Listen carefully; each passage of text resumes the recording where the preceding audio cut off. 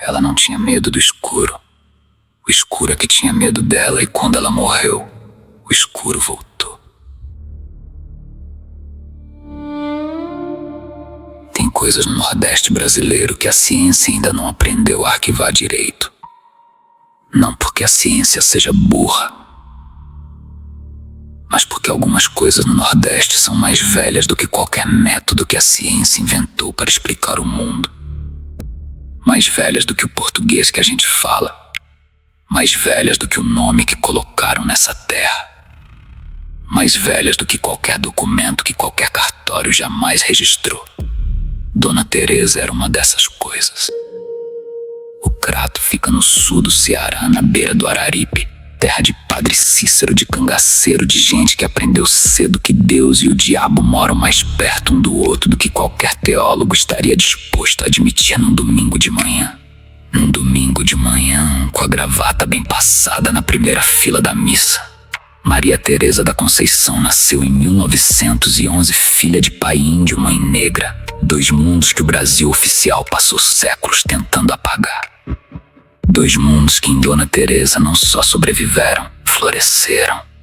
Com uma intensidade que deixava as pessoas ao redor dela com aquela sensação estranha de estar perto de algo maior do que qualquer nome que você pudesse dar.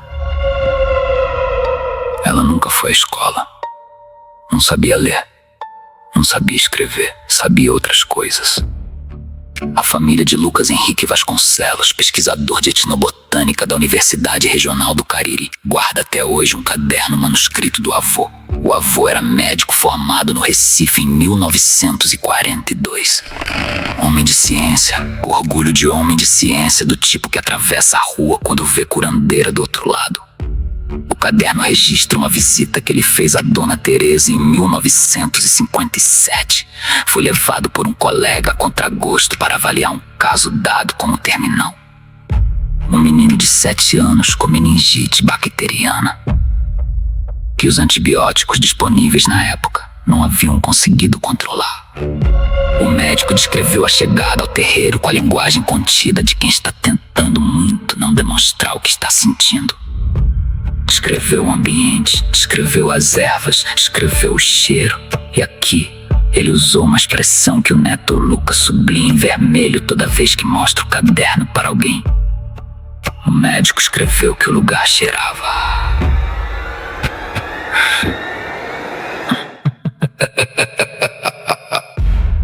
Como o ar depois de uma tempestade elétrica.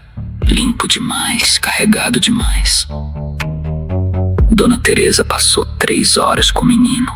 O médico ficou do lado de fora, sem ser convidado a entrar, sem ousar pedir para entrar. Na manhã seguinte, o menino estava sentado, comendo com febre zerada. O médico escreveu no caderno, com uma letra diferente das páginas anteriores, mais pressionada, como alguém que está segurando alguma coisa enquanto escreve. Uma única linha de conclusão.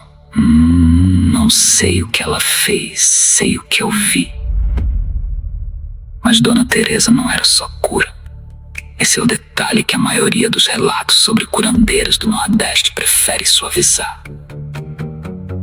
Porque curandeira é bonito, curandeira é folclore, curandeira é patrimônio material e calendário cultural. Reportagem simpática no fim de semana com foto de velhinha sorridente segurando ervas. O que Dona Teresa fazia às vezes não era bonito, era necessário, que é uma coisa completamente diferente. Os moradores mais velhos do Crato descrevem pelo menos 3 ocasiões em que Dona Teresa foi chamada não para curar alguém, mas para enfrentar algo. A primeira foi em 1948. Uma família do sítio Bom Jesus Pai, mãe, 4 filhos. A filha mais velha, 16 anos, havia começado a apresentar comportamentos que o padre havia tentado tratar com oração por 2 semanas, sem resultado. Que o médico havia tentado tratar com sedativos, sem resultado. O pai foi até Dona Teresa a pé 11 quilômetros às 3 da madrugada. Porque de dia ele tinha vergonha. Ela chegou ao sítio na manhã seguinte, entrou sozinha no quarto da menina, pediu que todos ficassem do lado de fora, fechou a porta. O que as pessoas do lado de fora ouviram naquele quarto tem uma consistência perturbadora. 3 elementos, sempre os mesmos em todos os depoimentos. Primeiro, a voz de Dona Teresa, que não soava como a voz de Dona Teresa, mais grave, mais antiga, como alguém falando de um lugar muito fundo de si mesma, ou de um lugar muito fundo de alguma outra coisa. Segundo, outra voz que não era da menina, que ninguém na família havia ouvido antes, que o pai descreveu décadas depois como som de algo que aprendeu a imitar voz humana, mas ainda não havia aprendido completamente. Próximo demais. Errado demais. Terceiro, um momento de silêncio absoluto.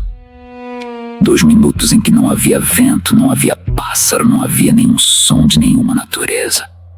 Como se o mundo tivesse prendido a respiração. Então a porta abriu. Dona Teresa saiu com o vestido rasgado no ombro esquerdo, com um corte no antebraço que ninguém soube explicar de onde havia vindo. Com os olhos de quem acabou de voltar de um lugar distante, está ainda ajustando o foco no mundo de cá. A menina estava sentada na cama, calma, perguntando se tinha comida. Dona Teresa não falou sobre o que havia acontecido dentro do quarto, nunca com ninguém, em nenhum momento dos 43 anos que ainda viveu depois daquele dia. A segunda ocasião foi em 1962, num armazém abandonado na beira da estrada entre o Crato e Juazeiro, onde 3 homens haviam sido encontrados na manhã de uma segunda-feira, vivos sem ferimentos físicos identificáveis, sem conseguir falar, sem conseguir olhar para ninguém, com os olhos fixos num ponto no teto que não tinha nada. Ficaram assim por 4 dias.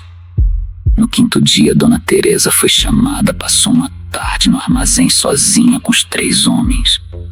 No 6º dia, os 3 estavam falando, trabalhando, vivendo. Nenhum deles jamais descreveu o que havia acontecido naquele armazém. Não por recusa, por impossibilidade. Quando perguntados, diziam apenas que não havia nada para contar, que não havia memória daqueles dias. Como se os dias simplesmente não tivessem existido para eles. Como se alguém tivesse apagado. A terceira ocasião foi a que chegou mais perto de Dona Teresa. 1974, ela tinha 63 anos, ainda forte, ainda presente. Ainda com aquele olho que as pessoas descreviam como o olho de alguém que está vendo 2 coisas ao mesmo tempo. O que está na frente e o que está atrás do que está na frente. Algo foi até o terreiro dela. Não foi chamado, não foi invocado, foi... Os vizinhos descreveram 3 noites consecutivas de sons no terreiro depois da meia-noite. Não sons de animal, não sons de vento. Sons que os vizinhos descreveram como som de algo muito grande se movendo num espaço muito pequeno. Com uma paciência que era mais assustadora do que qualquer urgência. Na terceira noite, Dona Teresa acendeu todas as velas do terreiro.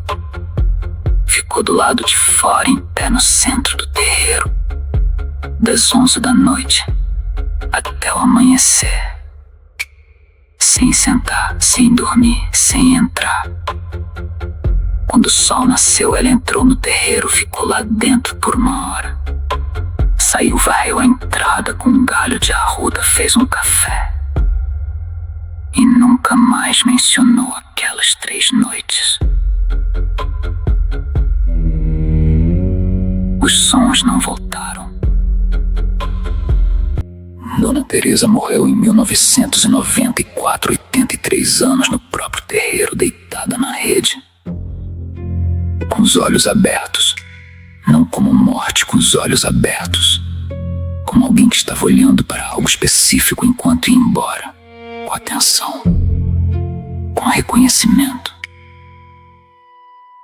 como alguém que estava sendo buscado por algo que conhecia há muito tempo. A neta conta que na noite da morte de Dona Teresa, todas as velas do terreiro acenderam sozinhas. Ela não estava no terreiro, estava na casa ao lado, viu a luz pela janela, foi verificar. As velas estavam acesas todas, sem ninguém, sem fósforo, sem isqueiro à vista. Ficaram acesas até o amanhecer. E então apagaram. Todas ao mesmo tempo. Como se alguém tivesse soprado.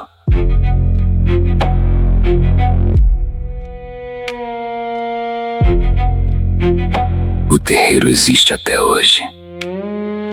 A neta recebe pessoas não para os mesmos fins que Dona Teresa recebia. Ela mesma diz isso com uma honestidade que impressiona. O que ela tinha não se herda, se recebe. E eu não recebi. Mas há uma coisa que a neta descreve que acontece desde que Dona Teresa morreu, que ela nunca soube explicar e parou de tentar. Às vezes sem aviso, sem motivo aparente, sem vento, sem explicação física de nenhuma natureza. Uma das velas do terreiro acende sozinha, fica acesa por um tempo e apaga. Como se alguém estivesse avisando que ainda está por perto. Ou como se alguém estivesse avisando que o que Dona Teresa mantinha afastado por décadas ainda está por perto também. E que a diferença entre as duas coisas era ela.